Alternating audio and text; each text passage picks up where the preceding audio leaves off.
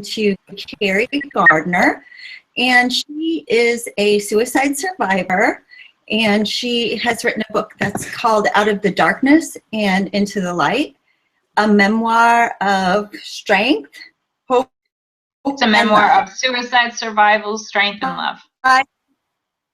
Suicide survival, strength, and love. Let me see if I can get you on there. And how are you today? I'm great. Good morning. Well, you're good afternoon. How are you? All right, thank you. I hope I can get this settled here. So let's just put that there. Oh, your book is phenomenal, and it deals with such an important topic. So yes. Why don't you tell us a little bit about yourself, and then we can start about the book. Sure. I'm 42. I've been a wife for almost 20 years to my amazing Trevor. We have 3 great kids, Skylar, Britton, and Luke, who are 16, 14, and 11. We live in Raleigh, North Carolina.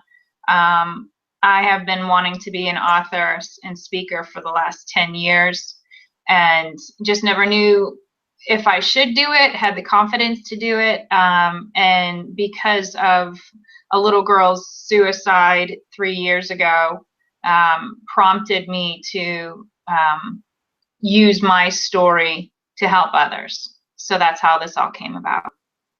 Okay. So your daughter's friend at school committed suicide, and that had a big effect on you, didn't it? Yes. It's going on 4 years now, which is crazy. Skylar was 13, and so wasn't her friend Mary from school. And I didn't really know Mary much at all. You know, when your friends, your children have just a whole bunch of friends, and they don't really talk about all of them. You only see the neighborhood kids. So the neighborhood kids I was aware of, but I wasn't aware of every single friend she had in school. She would just talk about, I have good friends, and that was kind of it. But I didn't realize how close they really were. So I received, because, you know, being the mom, you set your kids up and you give them all your information. You're the go-to parent, and the dad's typically the second go-to parent. So I receive all the emails, and I received this email with a huge high importance on it. And I just thought, oh no, Skylar could be in trouble, which would be really weird and out of character. And, you know, parents dread those emails. So I clicked on it, just getting ready to deal with it. And I was shocked beyond belief, because it had nothing to do about Skylar. It had everything to do with the fact that her friend Mary went and took her life over the weekend. Supposedly she took a handful of pills from her parents' medicine cabinet, made a cocktail of them, and then lay down to die. And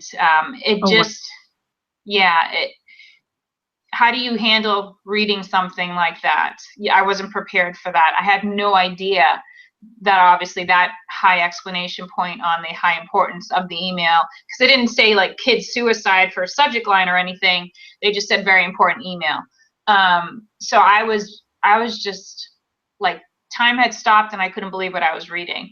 And so I immediately burst out crying, and I was shocked and angry. I was full of emotion, and I just kept thinking, you know, I've been ashamed of my suicide attempt for the last 25 years. Not to sound like I know everything by any means, or can help anybody or everybody, but I kept thinking, if I had known this little girl, if she had come to my house, if I had seen the signs, because I know the signs, because I lived the signs, right. Could I have asked her questions? Could I have got her talking? Could I have found her pain? Could I have prevented or helped in some way by showing that I'm happily married? I have 3 great kids. Yes, I'm a suicide survivor, and I went through hell rebuilding my life. Could I show her that you don't have to do any of those things? Just talk about it. Just let's find a way to make you feel better. Find out what the problem really is, and maybe save her life. And that just, I was so angry, because she was 13, I was 13. She was in 6th grade, I was in 6th grade.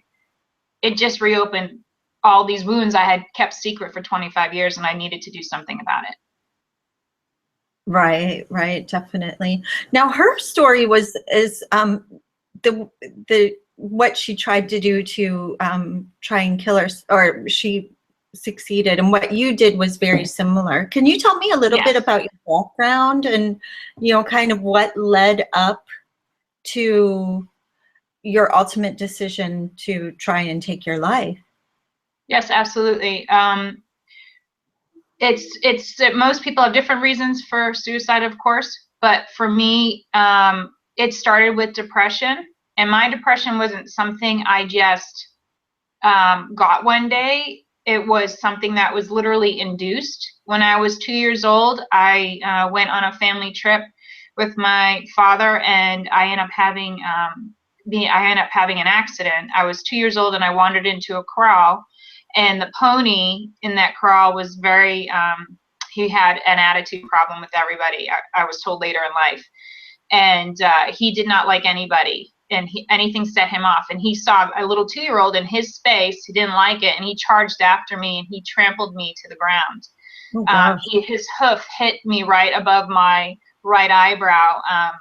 He luckily didn't kill me. I could have been killed, paralyzed, but luckily he just knocked me out.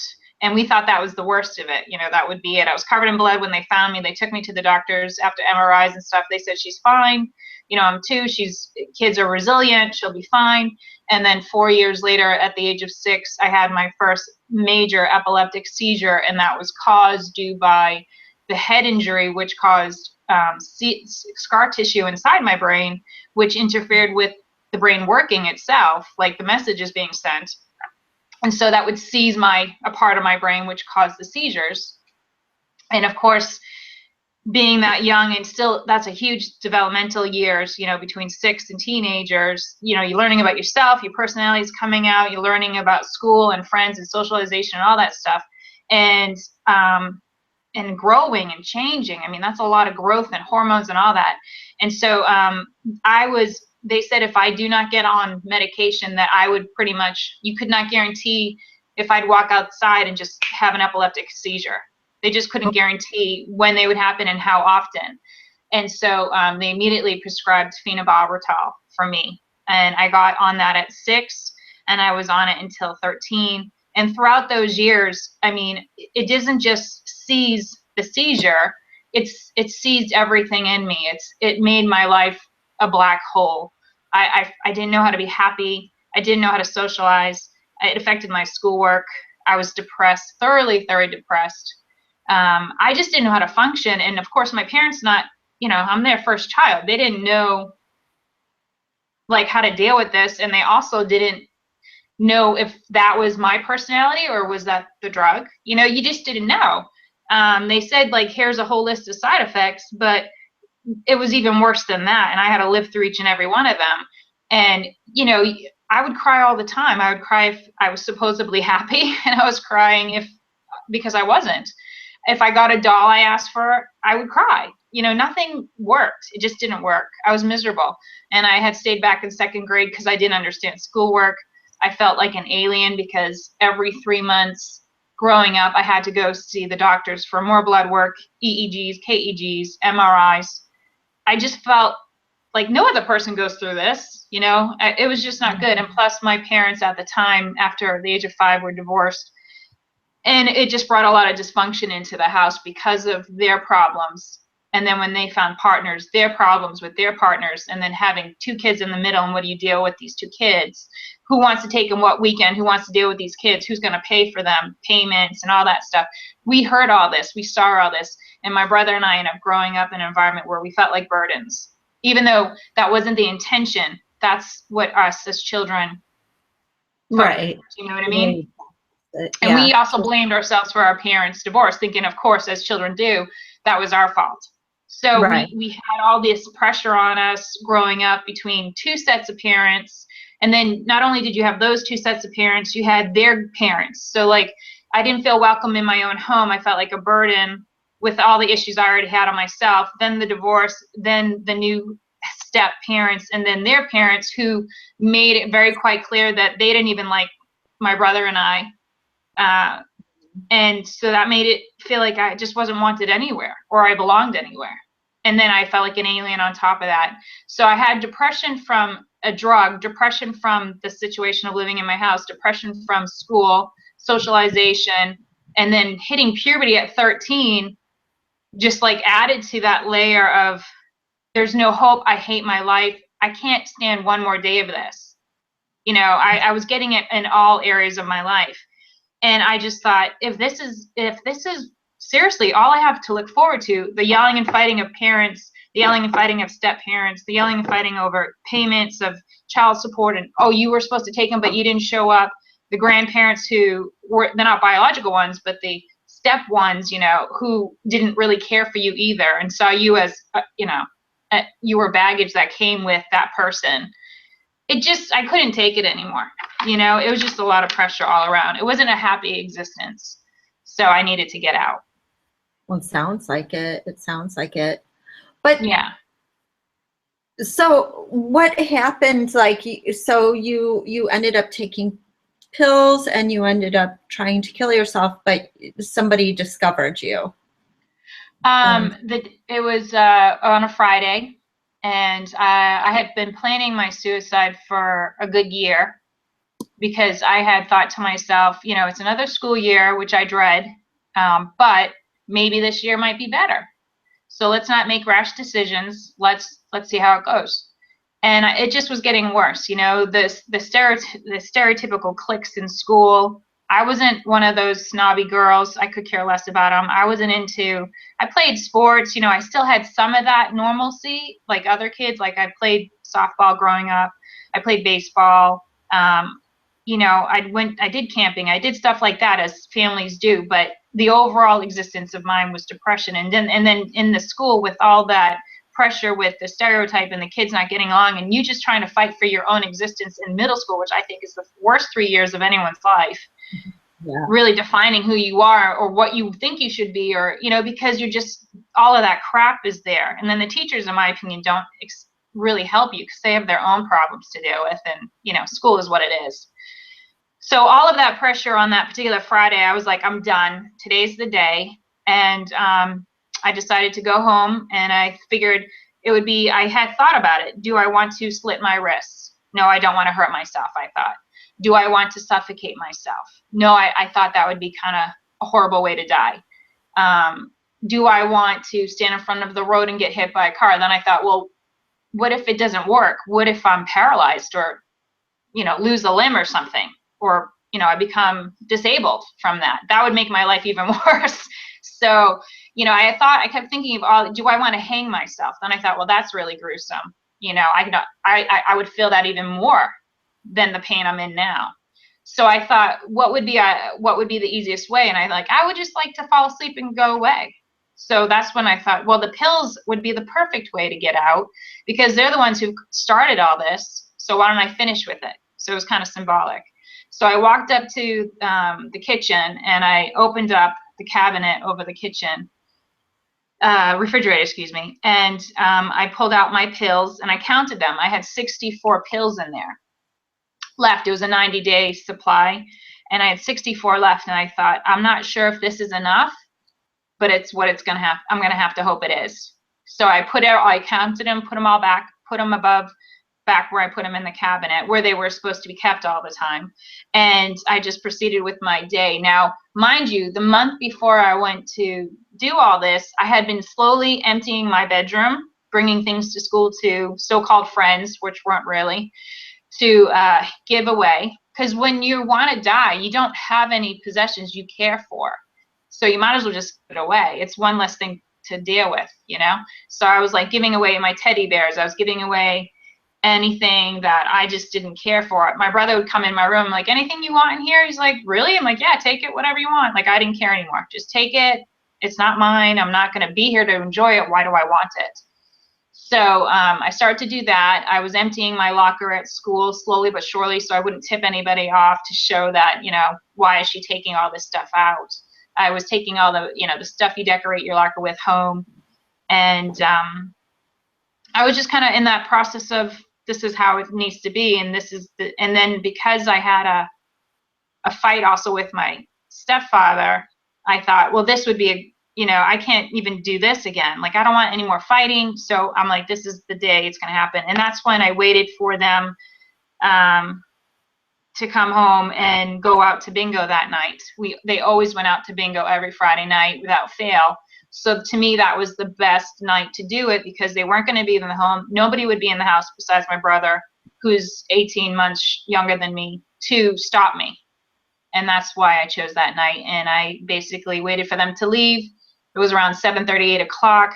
That's when, no, they left around 6:37. I took my pills. I said goodbye to my brother without him knowing why I was saying goodbye. I just told him I loved him. You know, I didn't tell him anything I was doing. I went to bed, and of all things, with I think maybe 45 minutes to an hour, I'm not sure, he woke me up. I was in a deep medicated stupor from all these pills. And it was the only friend I really did have at the time, which was a neighborhood friend who also went to school with me, a year older than me, Teresa, TT is her nickname. And she had almost been abducted that night. There was a van going around in our neighborhood trying to abduct kids. It was really bad, but yet we're from a town that we always said, you know, the most exciting thing you can do in it is tip a cow. So that tells you how small our town is. And, you know, you would think they'd have men out patrolling and capturing these guys who are trying to abduct kids, but it was more like, okay, here's our curfew. When the lights go on and the sun goes down, you go in to kind of help prevent abductions. Well, she almost got abducted on her way home from the corner store, and she called freaking out to tell me about it. And I did not show any of the normal emotions via the phone that anyone would show with that information. So she knew something was up. And plus, we were best friends, so she knew me very well. I don't think she realized how depressed I was. I think I had held that, like, put up a facade very well. Right. And at the end of our conversation, because as we're talking, mind you, things are starting to shut off in me. My legs were giving. I couldn't stand on them anymore. I describe in the book how when I had to get out of bed to go to the phone call, because my brother was insistent I get it because TT wouldn't get off the phone until I spoke to her. When I got out of the bed, I describe it as like, those funny looking Halloween costumes, the sumo wrestler costumes, and you get this big, huge sumo wrestling costume on you. So you're like this little person inside with this huge thing you're trying to support and weigh around you, but it's not you, so it would feel awkward. You're like sloshing around in this body that's not your own.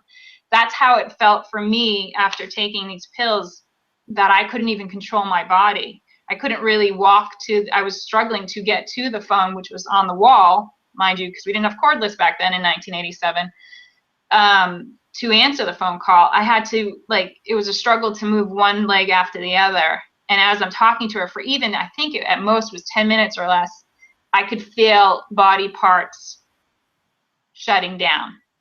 Oh, wow. And that's the night she saved me, because she kept saying, Kerri, something's wrong. I feel it. I hear it in your voice. What is it? And even though I was wanting to die, I was getting angry because I didn't plan this. She's interrupting my suicide. What is her deal? This is what I'm thinking as a 13-year-old. And I was so angry that she kept saying, I know something's wrong. That's it. I'm coming over. And I was like, she can't come over. I'm trying to die here. This is what I kept thinking. And so I said, if you must know what's wrong, I'm trying to die and you're interrupting this. Now let me die in peace. And I hung up the phone. Oh, wow. And I went back to my room and I locked my door. And the minute I got into bed, literally I collapsed and I went unconscious. Oh, wow. And then I woke up within minutes because her mother, her sister, and my brother were screaming and banging down my door, trying to get me out. Right. I can imagine.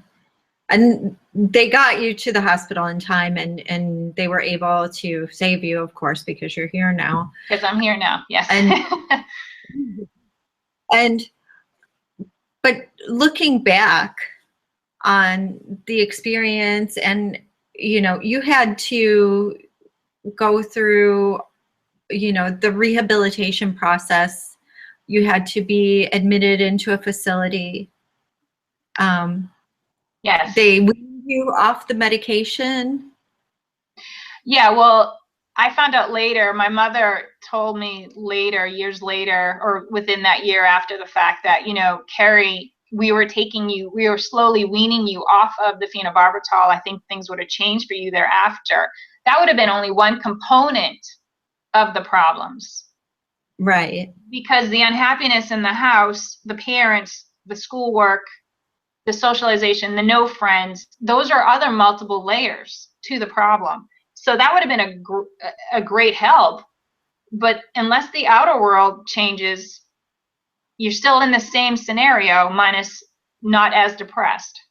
Not Right. as so severely depressed that I lived in a black hole. Yeah, they got me off of that medication. It started by basically pumping my stomach. So that was the last time I ever took the pills. That I had to get evaluated in order to go home after almost 3 weeks of being in the regular hospital. Wow. Yeah, I was there for almost 2 to 3 weeks. And I mean, being being a kid that didn't know anything about this, I just assumed, okay, I'm in trouble, but I'll go home and we'll fix it. But that's not Right. how it works when you're a suicide, when you try to kill yourself.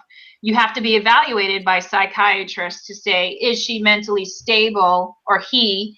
Can we let them back into society, or are they going to hurt themselves again? And the questions, on the day before I was admitted into the AKA loony bin, as I call it, I had a full 2-hour psychiatric meeting with the hospital psychiatric woman, and she grilled me with the most annoying questions. And of course, the biggest one was, why did you try to kill yourself? And in my opinion, at that time, waking up in the hospital and seeing the distraught, what I did to my family, which still hurts today, and what I put them through, and then how my father reacted, and what I had to now deal with, because this wasn't going to be my problem anymore, and now I had to deal with this, was hard for me. And it was hard to see them go through this, because I thought they didn't care either. It was such an unhappy home. No one cared. So why would it matter if I was gone? I thought it'd be a big celebration for everybody, because, the burden's gone. But you found out that you were wrong, though, right? I found out I was wrong, but I had to deal with what I just put them through, and then I had to be grilled by a psychiatrist to see where my mentality was, and I refused to tell her why I tried to take my life, because I had just put my mother through all of that. If I had to say, I tried to take my life because I was unhappy at home. I tried to take my life because I was depressed. I tried to take my life because I had no friends at school. I tried to take my life because I was bullied at school. I tried to take my life because my parents fought all the time over child support and us, and nobody wanted us. How do you tell your mother that? Because then you're putting blame on them. Right. And I couldn't do that to her after what I just did. How do you admit to say, you're part of my problem, but you never changed it? You didn't fix it. You didn't help me. Right. So I said nothing, because I didn't want to hurt anybody anymore. And instead I get punished, and I go to a loony bin. I go to a mental health facility for 33 days or so. And while I'm there, I get to watch people try to kill themselves on a regular basis. I get to watch people hurting themselves so severely that you have the staff members jumping on people and restraining them and throwing straitjackets on them. It was not exactly a Disney World. Right. No. And it doesn't seem like it was a very healing environment to go into either. No, it was very sterile. Out of all things, they weren't. I think it was a high suicide month, because there was no place to put me, and so they had to put a makeshift room together. And my makeshift room was a 8x11 padded cell with a bed and a bureau in it. Wow.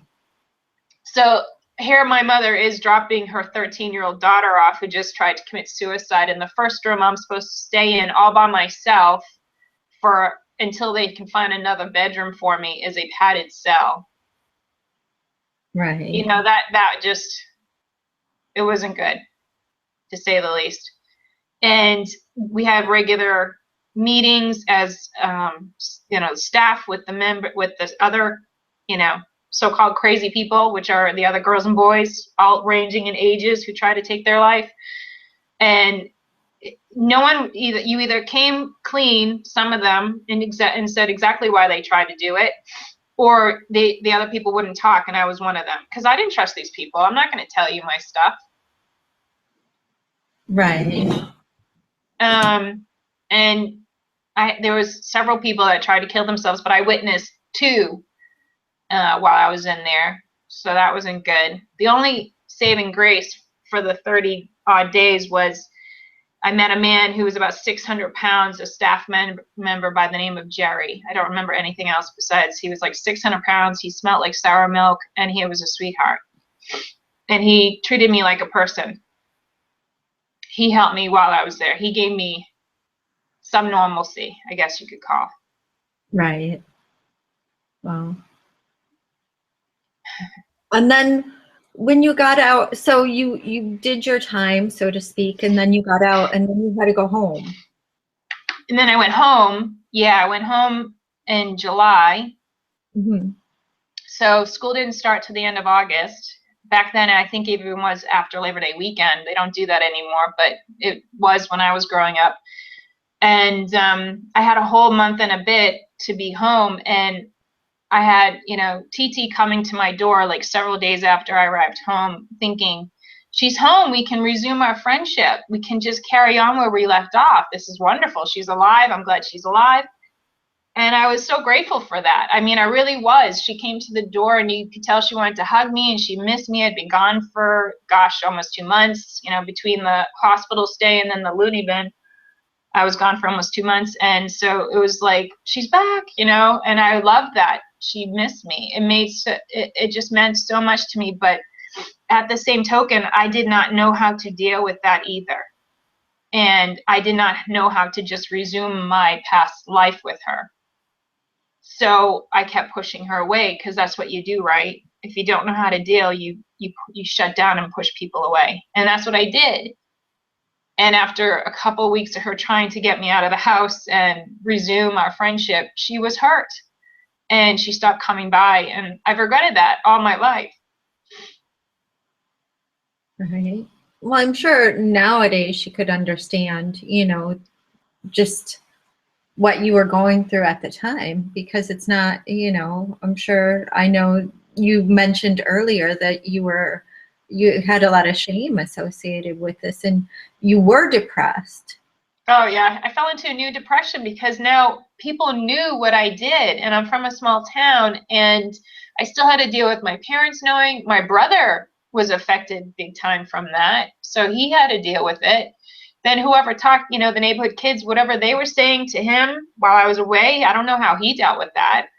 My mother had to take medical leave from work for months. My father was horrible to me throughout the whole time.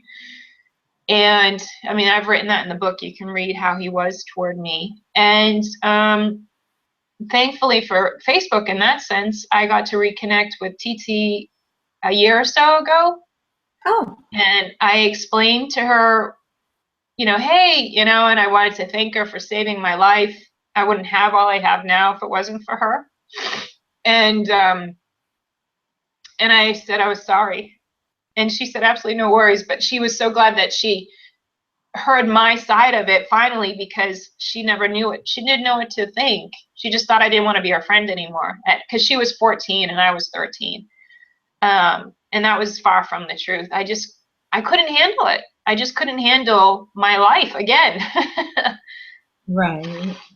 Yeah. Now, what was something that happened to you that kind of turned things around for you in a really positive way? What was that? What I love about my book is it shows, even through all these trials and tribulations, and the courage and strength I had to muster in order to get through my life and rebuild it, and the self-sabotaging ways that I went through as an older teenager. Right. I finally found I call Trevor like he's my some kind of wonderful. He's my everything. And I was fortunate enough to have a restart vacation with my family after the month after I returned home from the loony bin. They said we really needed to restart our lives. We needed to kind of put that away and focus on the positive and, you know, kind of like come together again as a family. So they surprised my brother and I, and they took us to Walt Disney World, which was awesome because we had never ever been to Walt Disney World ever. You know, my brother and I had seen other friends around the neighborhood or school have that privilege, and, you know, we never got to go. We couldn't afford to go, and all of a sudden we're going. So that was exciting. And on my second day of being in there, we were going to go to Magic Kingdom, my brother and I and my parents, and they were getting their bags ready because you can bring in food and stuff, you know, through the parks. So they were preparing for that, and they said, go off, you know, to the pool. We'll come collect you when we're ready. And we're like, okay. So we went to go swimming, and we were staying at the Marriott Hotel on International Boulevard, which isn't there anymore. We've gone back since, and it's kind of neat that it's kind of sad it isn't there, but it's kind of interesting to see how times have changed, you know. Right. And I went to go swimming, but as I went to jump into the pool, this overwhelming sensation that I still don't know how to describe, except that, like, it's as if like a physical force with hands stopped me from entering the pool and turned me around and said, no, you need to go over here, you know. And over here was like 10 or 20 feet away was a jacuzzi. And I'm like, it is 90 plus degrees out. I'm not going in a jacuzzi. I know what a jacuzzi is. It's hot. I'm not going in there. And I went to go swimming again. I went to dive in, and yet this overwhelming sensation is like, no, you need to go over here. And I just thought that was so weird. And I've always told my kids, you know, I don't know, I believe in spirits. I believe in layers to this universe. And so, you know, I always felt like growing up, there was somebody always watching over me. So I keep thinking, was that person who was watching over me saying, I have a better plan for you, you know, come over here? Because when I decided to go with that sensation, I ended up walking to the jacuzzi, and I didn't really want to go in, but I was like, well, I guess I'm supposed to go in. And as I approached it, there was a boy inside, and I kept thinking, oh, it's my vacation. Why is somebody else in here, being very selfish and all that? And then I thought, oh, well, maybe it's his vacation too. You know, I shouldn't be selfish. I should share the jacuzzi. So I jumped in, and it was stinking hot. Oh my God, it boiled my skin. I couldn't believe I just jumped into this jacuzzi and it's 90 degrees out. Why would I do such a thing? But I'm looking at this boy going, oh my God, he's beautiful. Like, this boy is just breathtaking and beautiful, and he's different looking. I could tell he was an American, but I wasn't sure where he was from. And after like 5 minutes or so of looking at each other, I start to get annoyed and think, you know, is he going to talk, you know, or do I have to do it? So I'm not shy by any means. I never have been. And I said, hey, my name is Kerri, what's yours? And he told me his name, and I knew he was British because during my whole depression growing up from 6 to 13, at a time in the middle, I used to watch the Monkees reruns, and Davy Jones is British in that show, and I fell in love with Davy Jones. Like, oh my God, this guy's British, he's gorgeous, this is what I want. You know, he blew all the Americans away. I wanted this British guy. So when Trevor spoke, I knew he was British, but that's all I knew. I couldn't understand a word. I felt such an idiot because I just didn't understand what he was saying. And then I asked him again, and he told me again, and I still didn't get it. And I thought, how do you ask someone a third time, what's your name? You know, that's just embarrassing. But luckily for me, my stepfather had come up and said, oh, Kerri, you just, you know, our second day here, and you've already landed yourself a boyfriend. I think he was trying to be cute.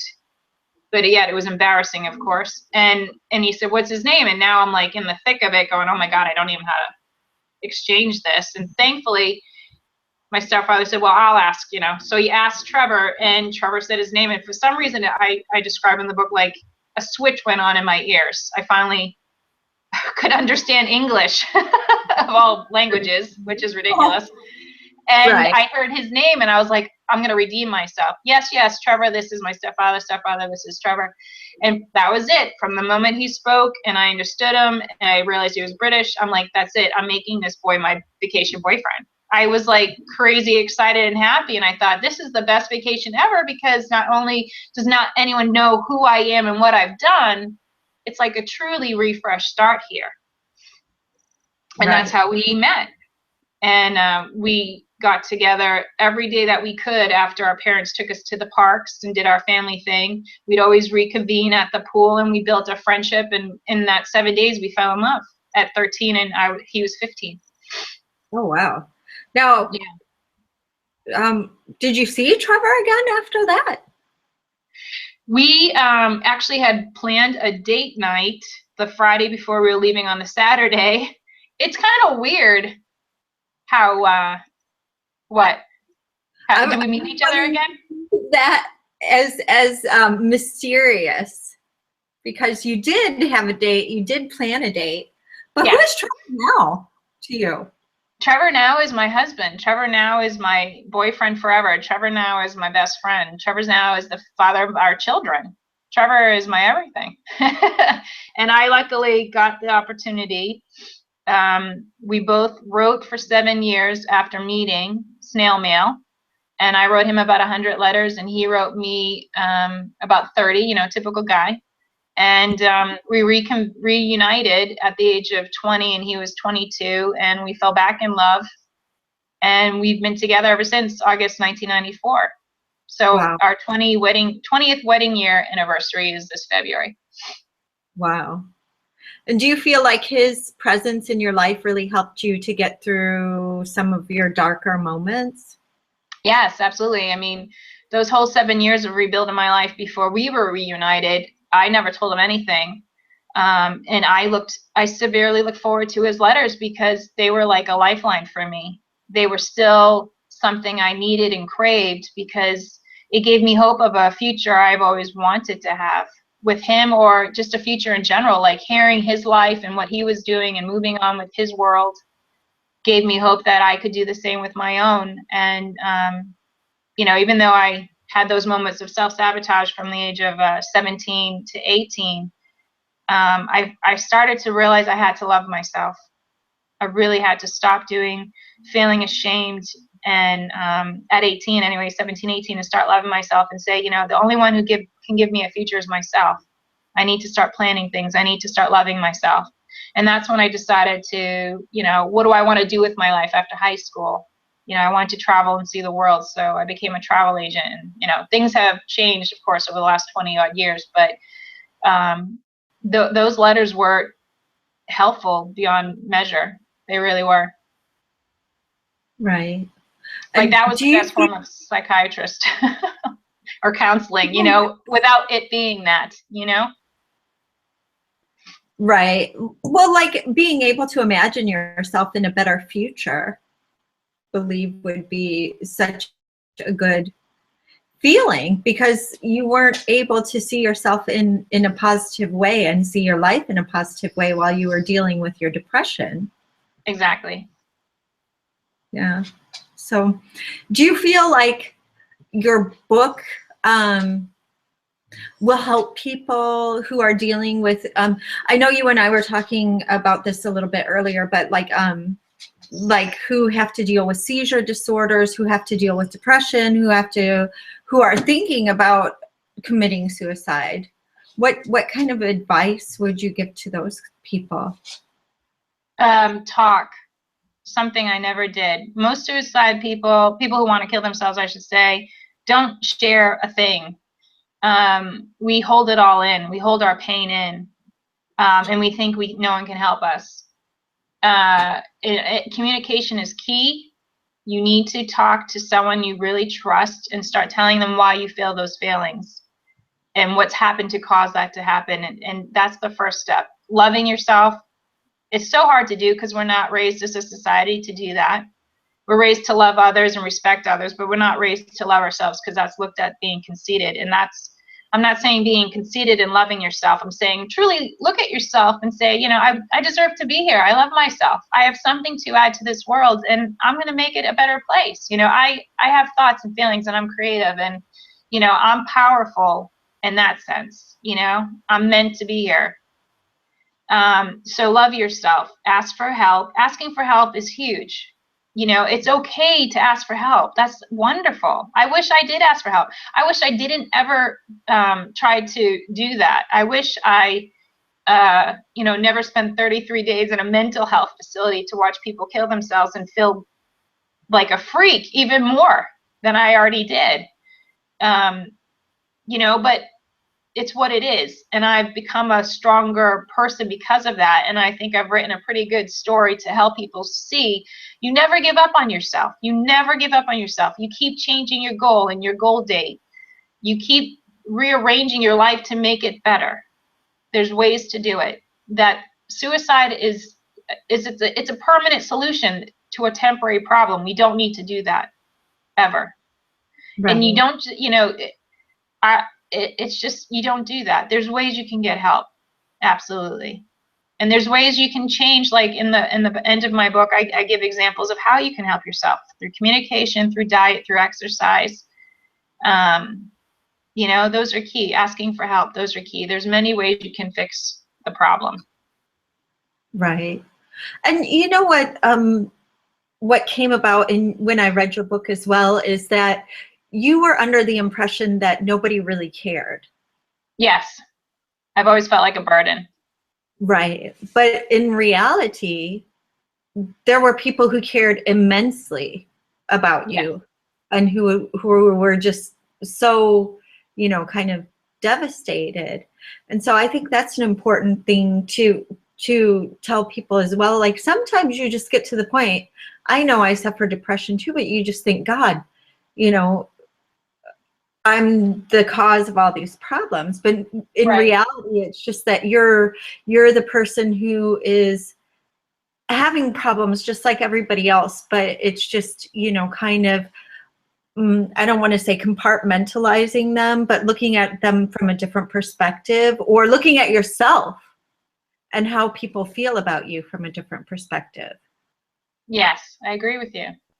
Yeah, because Absolutely. like, for example, and, you know, and it's really interesting to see how your life has just, you know, you smile so much when we talk, and you talk about Trevor, and you talk about your kids, and you talk about, you know, kind of what's going on. Your life has turned out wonderfully. Yes, it's taken a lot of effort. I mean, my mother helped me rebuild my life as well. I write that in the book. Other outside friends and stuff helped me rebuild my life. You know, the people that truly care will stand up and be there for you.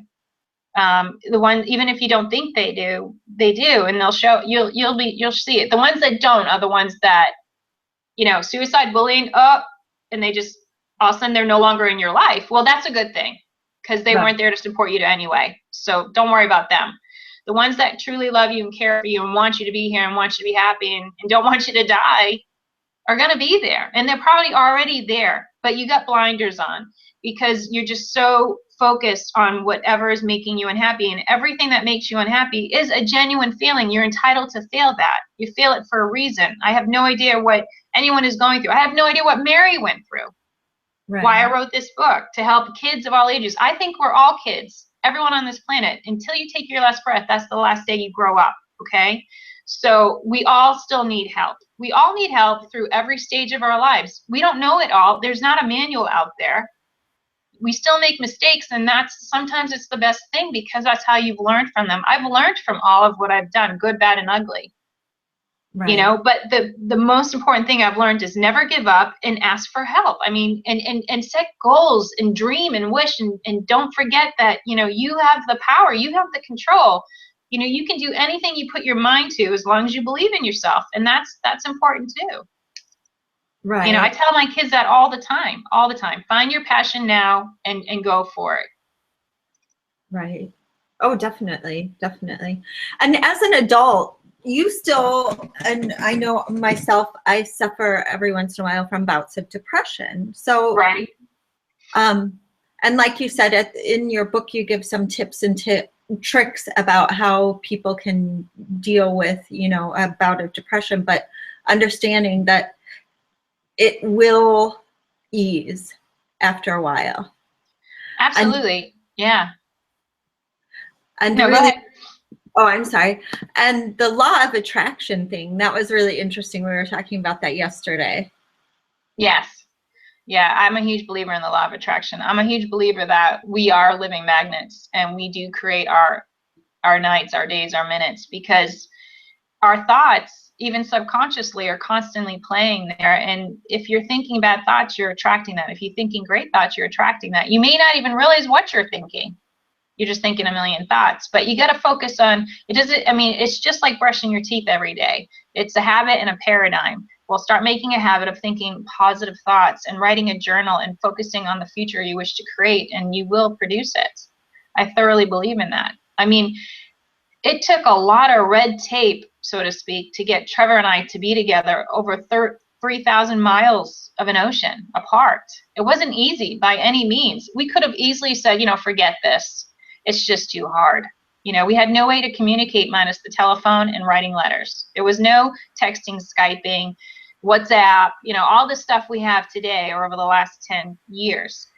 You had to work for it. Anything in life that you want, you have to work for. And I wanted him and he wanted me, and we make each other happy. And I'm happy to say 21 years later, we're still in love. Now, we have our bad days. We're not a perfect marriage by any means, but we're happy and we're not giving up on each other. We will go through all the trials and tribulations, and I plan on being with him until I take my last breath. So I'm super excited and happy that I was able to see that and pursue that and have the life that I always wanted, not the life that I feared I would never have, the life I chose to have.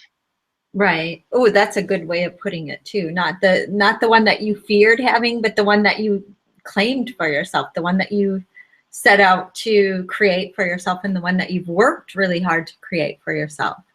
Right. And everybody has the power to do that. That's the cool thing. Right. Right. I believe that too. No matter what your background is, no matter if you suffer from depression, no matter if you've went through, horrible trials in your life, you still have that power. Absolutely. To create a better future for yourself. And Yeah. it's not always fun and games. Like you said, your marriage isn't always, butterflies and bouquets of flowers. Right. But you've claimed it, you want it to be a happy relationship, and so you're making it that. Yes, absolutely. I mean, the first year of our marriage, I actually thought of divorcing him. It was really bad. I lived in England. Yeah, I actually thought of writing like a 4-book series, but we're going to just leave it at this one. But it was really bad. You have 2 different nationalities living underneath one roof, and we had different ways of being raised. So, putting like the toothpaste cap back on the toothpaste tube, like that was a big pet peeve for me. Not putting down the toilet seat, how he cooked, how I cooked, what we cooked, what we ate, what entertainment we liked. I mean, we had a ton of common ground, but then the little things that you learn about each other as you interchange your lives and move in together, like that's when you start forgetting what you fell in love with the person, and you start seeing the things that annoy the crap out of you. And it took me a year to realize, this perfect marriage that I envisioned can never be that. It can just be awesome. It can't be perfect. And I had to also realize that just because what I was taught growing up and the ways that you deal with arguments, all the bad stuff in a marriage might not be the way that it's supposed to be. Maybe you're supposed to come together and compromise and learn how to work things out together differently than what your parents taught you, because that's what they were taught and that's what those parents were taught, and those, so you're getting other people's way of dealing with things, but maybe that's not how you should deal. Right. So it's just it's a learning and growth experience, really. And if you love each other and you respect each other and you remember why you fell in love with each other, which is the most important thing, you can work through anything. Right, totally. In any circumstance, work, whatever. Just remember what you're there for and what you want and what makes you happy, and go for it. And if you're not, start looking for something else that will make you happy. Right, right. Because the power is ultimately in your hands. The power, you are the power. Absolutely. Right. We just don't ever give ourselves enough credit. we always say they did this to us, or this is happening because of that. It's so easy to put that problem on somebody else or a certain circumstance and never ever own it. But once you start owning, oh, I made this decision here, 3 months ago that led to this problem here, or whatever, you can just own it and go, I'm not going to make those decisions anymore. I'm going to make decisions that are only going to build and make my life better. For example, if you're depressed, is it best to hold all those feelings in? Or is it better to find someone you can confide in, get it off your chest, and start thinking outside the box, and not stuck in your head and what you think is, I have to kill myself. No, you don't. You could actually be helping somebody else with your thoughts. I feel that way too, but this is what I do to make myself better. Have you tried it? You know what I mean? It's so much better to work as a team, to find someone you can confide in. Right. And I love the fact that you say, use your experience, use what you're going through to help other people. Yeah. There are other people out there who are probably feeling the same way as you are, and who benefit from, interacting with you, and you could benefit from interacting with that person. Absolutely. Most definitely. Yeah. So, tell me, we got about 10 minutes left. So what is your ultimate goal in this? What do you hope happens from your writing this book and getting your name out there? Well, I'm fulfilling one of my dreams, so that's awesome. I'm no longer using my suicide attempt as being ashamed of. I'm using it to help people. So that's always been one of my dreams. I've always wanted to become an author, so that's one. And I want to speak and share my story through anybody who will listen, throughout the 50 states. I want to be a speaker, and I've actually booked a couple of that already, which is great. And ultimately, through my speaking through the book, can I save a life? Can I stop someone from hurting themselves, even if they're cutters? Can I have people recommunicate with their family? Can I have people that stand up for people who are being bullied? Can my book do that? I would hope so. That was what I wanted. I look at it as I want to help all the Marys, all the Kerrys, all the Susans, all the people out there who are suffering for whatever reason, whatever your circumstances is. Read my book and see that you don't have to go through the struggles I went through, but you still can find your happy ending like I did. Right. And it doesn't just stop there. It's not like, I'm with Trevor and that's it. No, we have goals and dreams and stuff we need to still work on.